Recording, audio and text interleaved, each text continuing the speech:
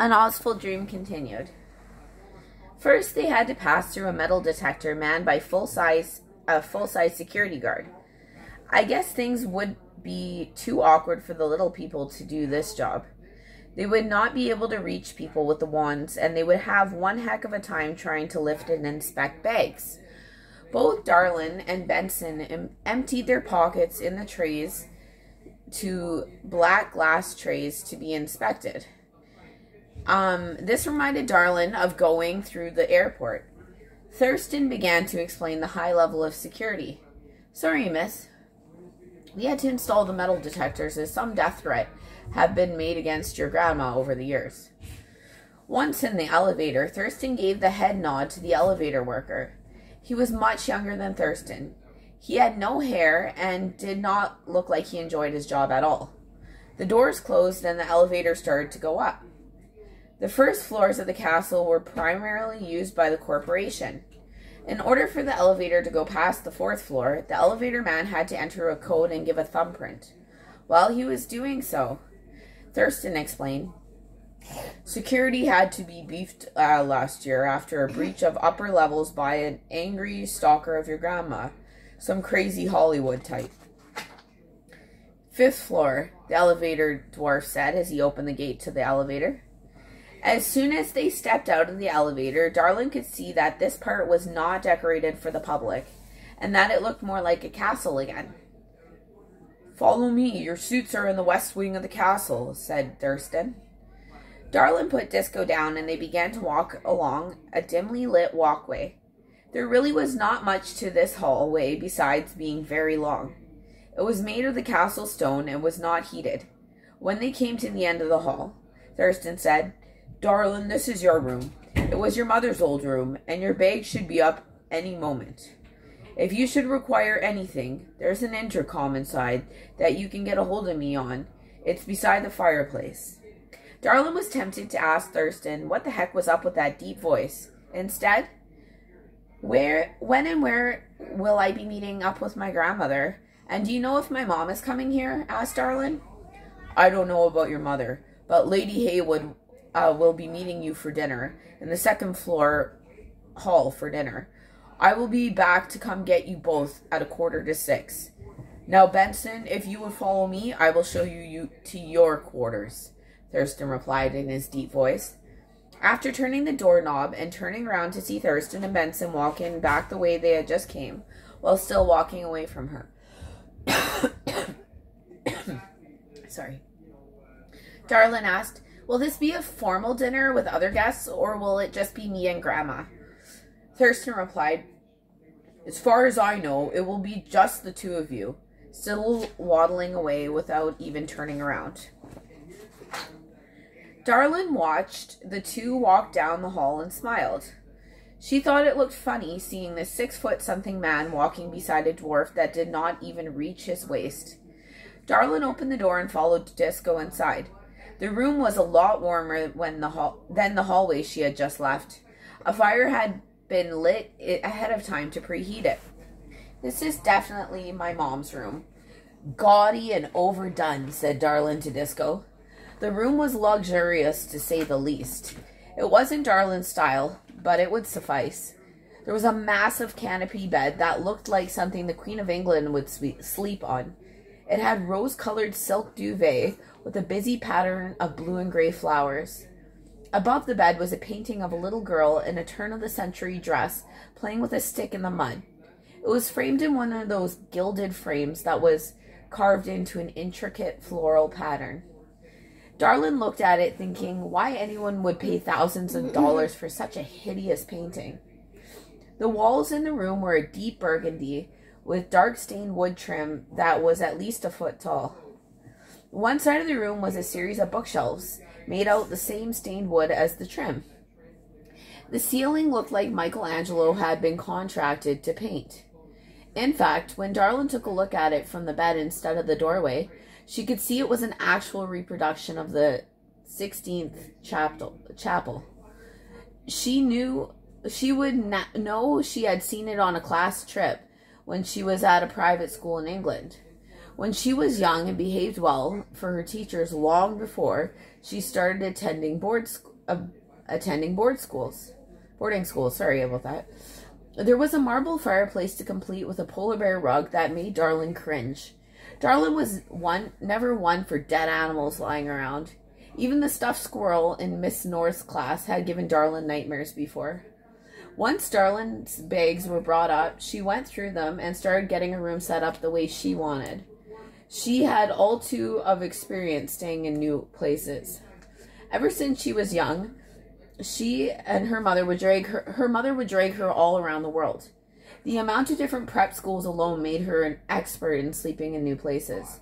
She always found it comforting to change the place she was bedding down in. To make it her own seemed to give her some kind of control in a foreign place. With her iPod blaring out of her docking station, she sang along, unpacking her clothes into drawers. Darlin has a great singing voice, as does her mother. She is the lead singer in her band. They entered the talent show held at St. Mary's. Her, Winter, and Kaylee had won the spring fling competition. They called themselves 3 Wins Shy and put on a great performance. Now singing along at the top of her lungs to LMFAO, a group that Darlin adored, she picked her outfit out. Darlin loved fashion and always took pride in the clothing she wore. She had decided to wear here dark blue skinny jeans and tight black tummy top that she had designed herself. Sorry about that. Darlin knew Grandma would not approve of the cleavage it showed, but she was not here to please Grandma. In fact, the simple fact of the matter was she really had no idea why she was there. It wasn't like she needed a babysitter anymore. She was going to be 16. Her thought train started to annoy her. She had to think of something else or she would just end up getting angry again. Looking around the room, she tried to find something else to do. It was too late. Everything reminded her of her mother. She threw herself down on the bed and decided to call Winter. "Voicemail," she yelled out in frustration. Without any hesitation, she scrolled through her contacts for Kaylee's number. After about 10 rings, she gave up and put her phone down on the bed, scaring the bejesus out of Disco, who was sleeping quietly on a silk pillow. "I'm so sorry, Disco. It's just that we have, Couvain? For crying out loud. We have a band. They're supposed to be there for me when I need them." I'm sorry. Disco got up and walked across the bed to offer whatever comfort she could to her clearly distressed friend. "You want me to straighten out your ears? I think we should straighten out your hair tonight, don't you?" Darlin asked the little dog. And I apologize about the word up there, Couvain. There was a little bit of an editing issue with a rough draft and copying it to another computer. Words got messed up. Okay, so back to the story. "You want me to straighten your ears? I think we should straighten out our hair tonight, don't you?" Darlin asked the little dog. She looked at her docking station to see if there was still time, then went over to the old yellow vanity and turned her straightener on. On an easel just to the left of the vanity was a painting of her mother. Darlin was shocked to see how much she actually looked like her mother. She never really seen it before. But then again, she had never looked at her mother at the same age she was. Darlin had just finished straightening her hair and doing her makeup when she heard a knock at the door. "Come in," she yelled out, while continuing to perfect herself in the mirror. In marched Benson and excitedly said, This place is so cool. You know, in my room there is Iron Maiden and an autographed photo of JFK." Without even looking at Darlin, he immediately started looking around the room for whatever interesting thing he could find. By the time he made it over to the vanity, Darlin was complete and watching him roam around the room like a kid in a candy store. I apologize. Just a bit sick.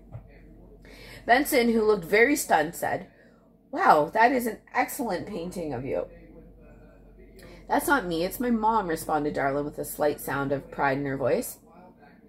The moment Darlin started looking at the painting again, she realized that she had styled her hair and makeup the same as her mother's had been done in the painting. "Hey, you think this castle has, like, secret passages or a dungeon?" asked Benson as he continued examining the Victorian decor of the room. "I have no idea. I stopped watching Scotty do a long time ago," Benson answered Darlin, who was still captivated by her mother's painting. "Well, I hope that we can take a tour. I'd just love to see the rest of the castle," added Benson. A few seconds later, there was another knock on the door. Before Darlin could yell out, "Come in again," Benson ran to the door and opened it. Are you two ready?" asked Thurston's deep voice from outside the room. "Yes, I think we're ready," answered Benson. Darlin grabbed her new shoes, put them on, and asked, "What should I do with Disco?" "I think you should leave her. I have took the liberty of bringing her up some food," answered Thurston. "Bringing in a tray. I think you should leave her. I have took the liberty of bringing her up some food," answered Thurston, bringing in a tray that had a bowl of chopped meat and a dish of water. He placed it down at the foot of the bed to an already eager Disco. "Those are some really neat shoes you have there, Darlin," complimented Thurston. "Thanks. They're new. I just bought them today," responded Darlin. Darlin followed the two men down the hall as they engaged in idle chatter about the castle. Upon arriving at the elevator, Darlin seen the lift operator admiring her shoes. Without him even saying anything, she looked down at them and said, "They're new," with a proud smile. When they emerged from the elevator on the second floor, Darlin looked back and noticed the elevator man had peeked his head out of the elevator and was studying her as they walked away. It was not long before they came to a set of stained glass doors. Thurston opened them up and motioned for Darlin to enter. "Make yourselves comfortable. Lady Haywood will be here shortly. You can come with me," reported Thurston. Darlin walked through the doors, and Thurston shut them behind her. The hall was massive and must have been 3 stories high. The ceiling was made completely out of stained glass that was rounded like a dome. Most of it was shaded by the tall castle towers above. However, some parts had traces of lingering light from a now descending sunny day, lighting up the stained glass, accentuating absolutely beautiful designs. The light cast beautiful purple, blue, and red designs on the white marble floor. Darlin found herself tracing the highlighted parts of the floor with her feet. Her ruby red shoes cast the beams of light in hundreds of different directions around the room. The table was typical of what you would expect from a hall of this caliber. It was over 70 feet long and must have had over 100 chairs. It was made out of a knotty wood with the chairs to match. Darlin began to picture her and her grandmother at opposite ends eating dinner. 2 people not talking, just like in a movie she had seen. When she noticed that there was 2 place settings across from each other, smack dab in the middle of the feasting table, the one chair on the other side of the table was obviously her grandma's. Its back was over 6 feet tall and had the company crest of the messed up 4 directions in bleached inlaid wood. The rest of the throne was made of dark walnut and had a red silk seat pillow. To Darlin, the armrests looked like they would be the most uncomfortable ones she had ever seen. They were square in shape and had deep ridges carved into some sort of battle on horses. Behind the throne, Darlin could see another set of stained glass doors. From the commotion she heard behind them, she knew that's where the kitchen was.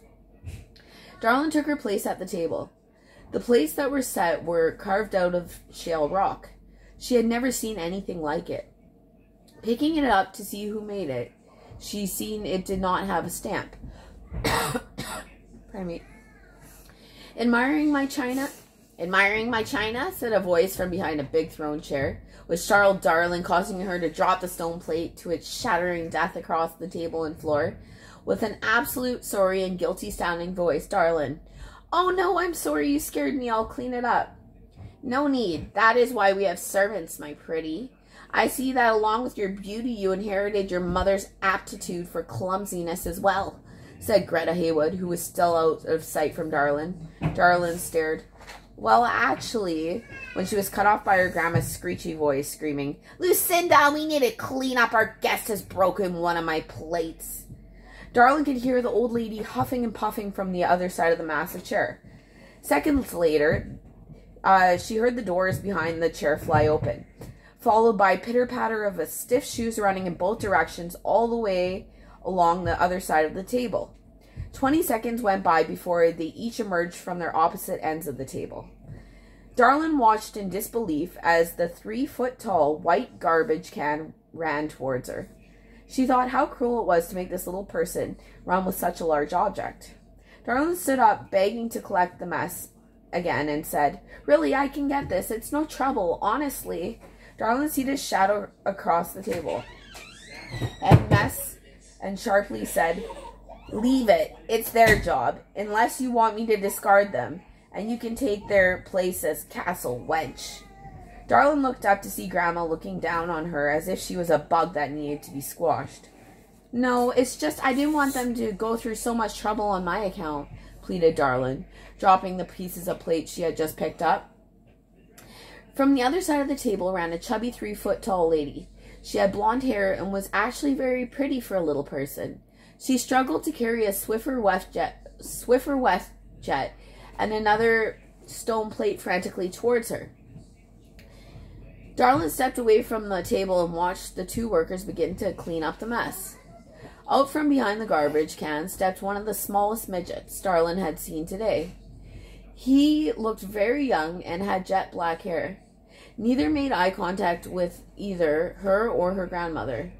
Darlin was tempted to help when she seen the little man struggle with the chair, but something about her grandmother's gaze deterred her from even moving. Greta was wearing the only black dress Darlin had ever seen her in. Darlin found herself wondering what her closet must look like. She pictured 100 black dresses neatly hung and smelling like mothballs. On top, 5 or 6 petticoats all in the same color. The black dress had enough full-length black lace sleeves that clung to the old lady's arms. It cut straight across the neckline like a t-shirt. Thank God for that, though, Darlin. 100-year-old cleavage is not something, Darlin thought. 100-year-old cleavage is not something anyone wanted to see. On the front of the dress, there was a black ribbon woven through black metal rings that was tied up extremely tight, adding strength to her already rigid posture. At the waist, the dress flared out and went down to the floor, leaving a 3-foot circumference surrounding her legs. When the mess was cleaned up, Darlin took her seat at the table, as her grandmother just stood there watching her. Okay, I'm going to take a break.